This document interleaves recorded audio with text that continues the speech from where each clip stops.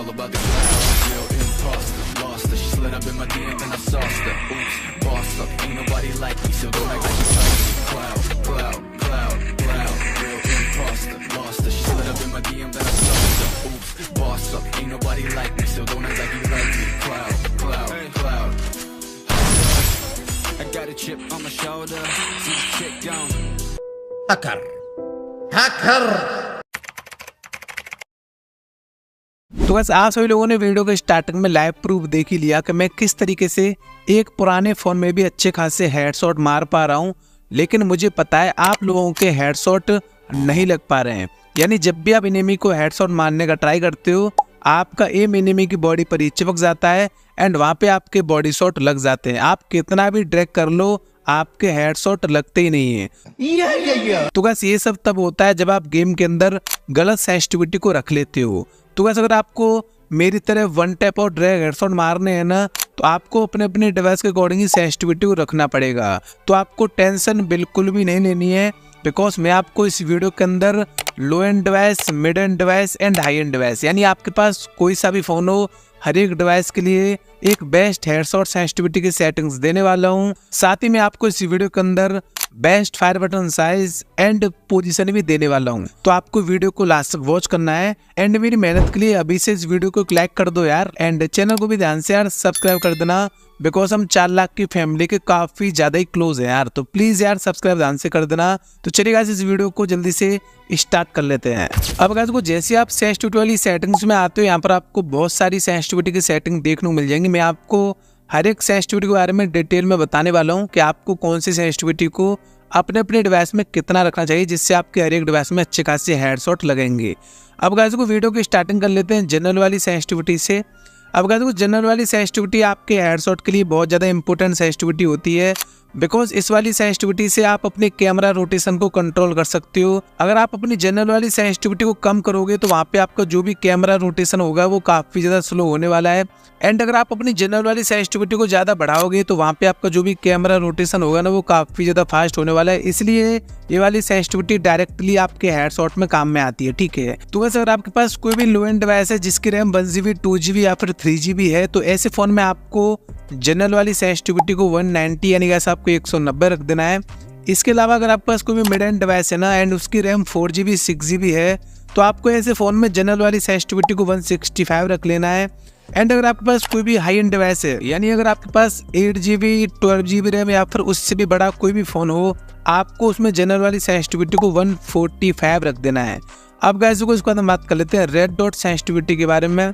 अब गाइस को ये वाली जो सेंसिटिविटी है ना वो तब काम में आएगी जब आप ये जो छोटा वाला 1x का स्कोप इन करके एनिमी के ऊपर फायर करोगे, तो वहाँ पे आपकी रेड डॉट सेंसिटिविटी काम में आने वाली है।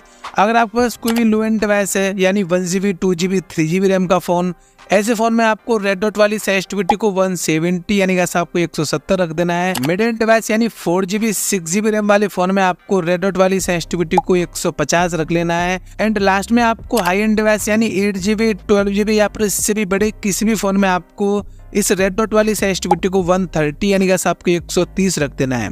इसके बाद गाइस हम बात कर लेते हैं 2x स्कोप के बारे में। 2x स्कोप वाली सेंसिटिविटी बेसिकली तब काम में आएगी जब आप अपनी लॉन्ग रेंज की गन में 2x स्कोप लगा के उसको इन करके एनिमी के ऊपर फायर करोगे, तो वहाँ पे आपकी 2x स्कोप सेंसिटिविटी काम में आएगी। अगर आपके पास लो एंड डिवाइस है 1GB, 2GB, 3GB रैम, तो ऐसे फ़ोन में आपको 2x स्कोप सेंसिटिविटी को 160 रख देना है। मिड एंड डिवाइस यानी 4GB, 6GB रैम, ऐसे फ़ोन में आपको 2x स्कोप सेंसिटिविटी को 130 रख देना है। एंड हाई एंड डिवाइस यानी 8GB रैम, 12GB रैम या पर उससे भी बड़ा, ऐसे फ़ोन में आपको 2x स्कोप वाली सेंसिटिविटी को 110 यानी आपको 110 सेंसिटिविटी रख देनी है। आप गाइस उसको हम बात कर लेते हैं 4x स्कोप के बारे में। 4x स्कोप सेंसिटिविटी तब काम में आएगी जब आप 4x स्कोप इन करके एनिमी के ऊपर फायर करोगे, तो वहाँ पे आपकी बेसिकली 4x स्कोप सेंसिटिविटी काम में आने वाली है।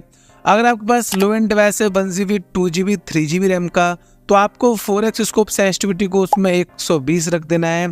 साथ ही अगर आपके पास कोई भी मिड एंड डिवाइस है ना like 4GB RAM and 6GB RAM का, ऐसे फोन में आपको 4x स्कोप वाली सेंसिटिविटी को 100 कर देना है। एंड लास्ट में अगर आपके पास कोई भी हाई एंड डिवाइस है लाइक 8GB, 12GB या पर इससे भी बड़ी रैम का, तो आपको ऐसे फोन में 4x स्कोप वाली सेंसिटिविटी को आपको 80 यानी कि आपको 80 रख लेना है।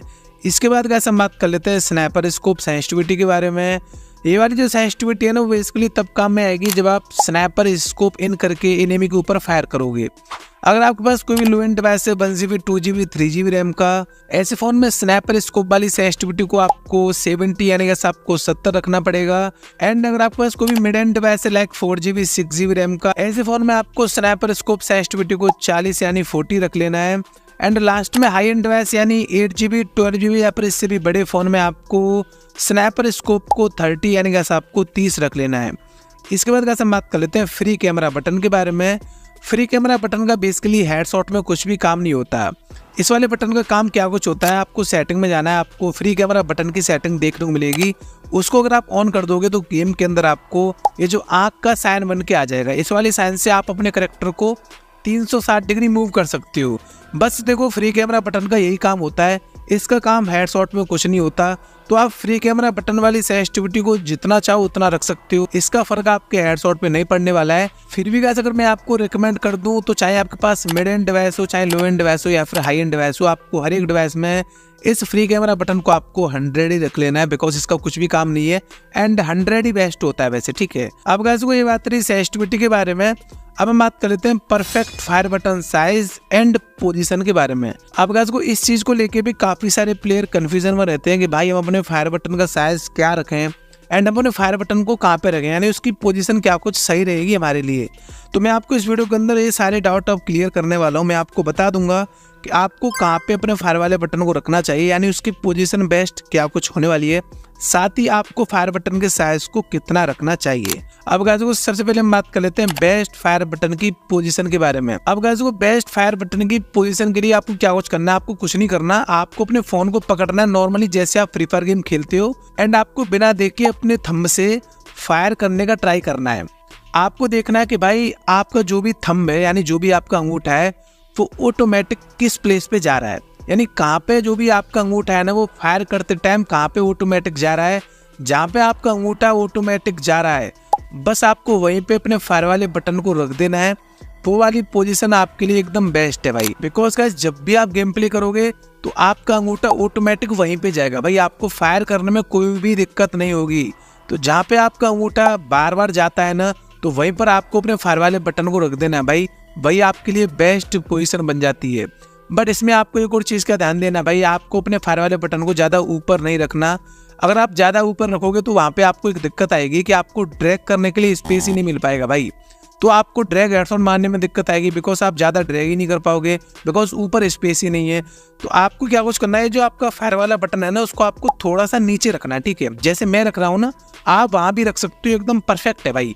जहाँ पे मैंने रखा है वहाँ पे आप रख लेना, इससे क्या कुछ होगा आपको ड्रैग करने के लिए भी स्पेस मिल जाएगा एंड आपको कोई दिक्कत भी नहीं होने वाली है।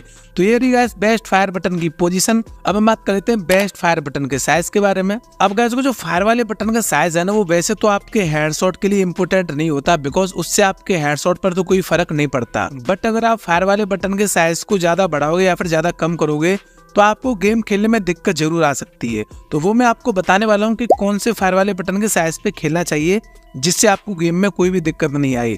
अब गाइस को अगर आप अपने फायर वाले बटन के साइज को कम करोगे, अब गाइस को जब तक आप अपने फायर वाले बटन के साइज को कम करके ट्रेनिंग ग्राउंड में प्रैक्टिस कर रहे हो बस तभी तक आपको पता रहेगा कि हाँ भाई हमारा फायर वाला बटन का साइज छोटा है एंड वहाँ पे है।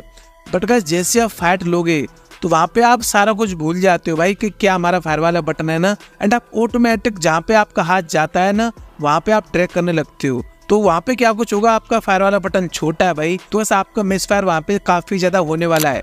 एंड अगर आप हद से ज्यादा ही अपने फायर वाले बटन को बड़ा कर दोगे तो वहाँ भी आपको एक दिक्कत आएगी कि जब भी आप मूवमेंट वगैरह करोगे तो बार बार मिस्टेक से आपका फायर वाला बटन टच हो सकता है।